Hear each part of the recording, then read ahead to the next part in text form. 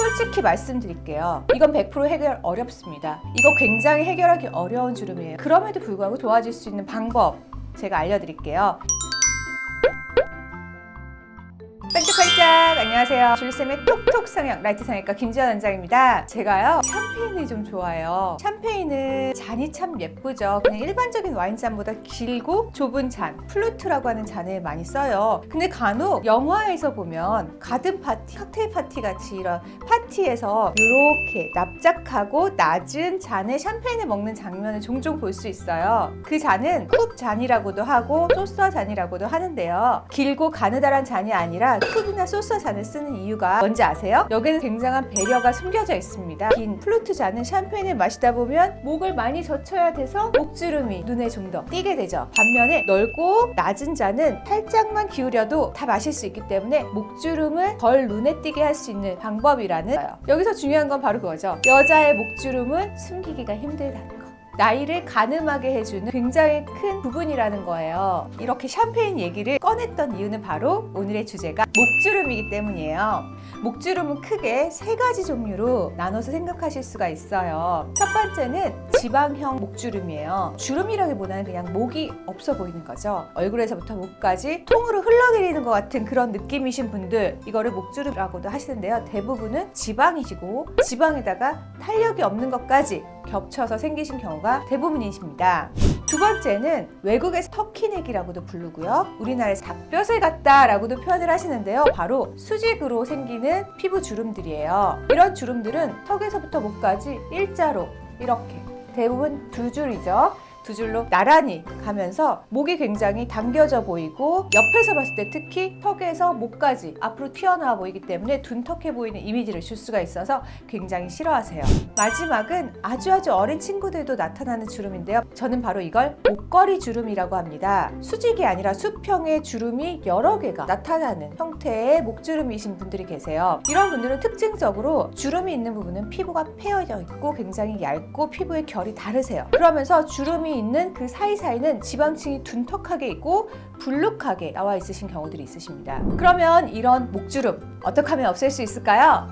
처음 말씀드린 지방형 목주름은 제가 왜 지방형 목주름이라고 했겠어요? 첫 번째도 둘째도 셋째도 가장 중요한 게 지방 제거기 때문이에요. 우선은 지방 흡입을 최대한 해서 지방을 걷어내고 봐야 되는데요. 젊은 친구라면 탄력이 좋아서 지방을 걷어내는 지방 흡입만으로도 피부가 말려 들어가서 턱과 목의 경계가 분명히 나오실 텐데요. 40대 이후부터는 이렇게 피부가 쪼그라들어서 안으로 쏙 말려 들어가는 현상이 잘 일어나지 않기 때문에 실의 도움이 필요하시게 됩니다. 이때 가장 흔하게 쓰는 거는 민트실 같은 녹는 실도 쓰시지만 이 실은 아무래도 길이가 고정되어 있는 실이고 가시가 있는 실이라 목은 피부가 얇은 곳이기 때문에 가시 때문에 만졌을 때 따끔거리는 불편감 생기신다거나 길이가 고정되어 있기 때문에 목을 움직일 때 움직이는 게 어색하다라는 이런 불편감이 생기실 수 있으세요. 그래서 목에서는 정말 탁월한 효과를 보이는 실이 있는데요. 그게 바로 엘라스틱금입니다. 엘라스틱금은요.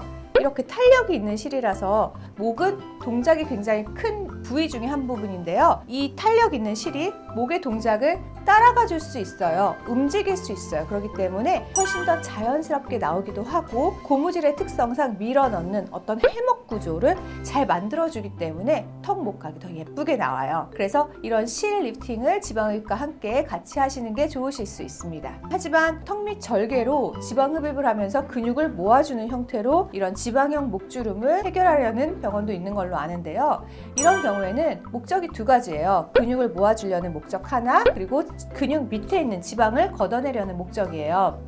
여기서 중요한 거는 근육을 모아주는 거는 우리가 작은 절개로는 모아주는데 한계가 있게 되고요. 두 번째, 근육 밑에 있는 지방은 자칫 잘못 건드렸다간 이 목 부분에 있는 구조물이 다 보이게 되는 해골같이 앙상한 목이 될 수 있어서 추천드리지 않습니다. 두 번째, 닭뼈슬 같다는 혹은 영어로는 터키넥이라고 하는 수직형 주름, 전형적인 수직 주름은요. 첫 번째는 실로 밀어드려야 돼요. 물론 이거는 다른 병원에서는 스마스 근막 거상을 포함한 목 거상을 권해드리는 병원들도 있어요. 그렇게 되면 목 거상을 하려면 굉장히 박리 범위가 넓어야 되기도 하고 목 피부는 보시다시피 굉장히 얇아요. 그러다 보니까 박리가 넓어질수록 나중에 이 부분이 굉장히 울퉁불퉁해지기가 쉬우시거든요. 그래서 저는 그 방법도 물론 좋은 방법이긴 하지만 그거보다는 실로 간단하게 밀어 넣으면서 남는 피부를 귀 밑에서 귀 주변으로 살짝 잘라내는 정도의 수술을 하시는 것을 가장 추천드려요. 이때 수직주름은 대부분의 경우 피부가 남는 상태시기 때문에 절개를 피하실 수는 없으세요. 하지만 간혹 피부 탄력이 좋으신데 수직주름이 있으신 분이라면 실만 비절개로 넣으시는 것만으로도 많이 좋아지실 거예요. 이때 중요한 점은 수직주름은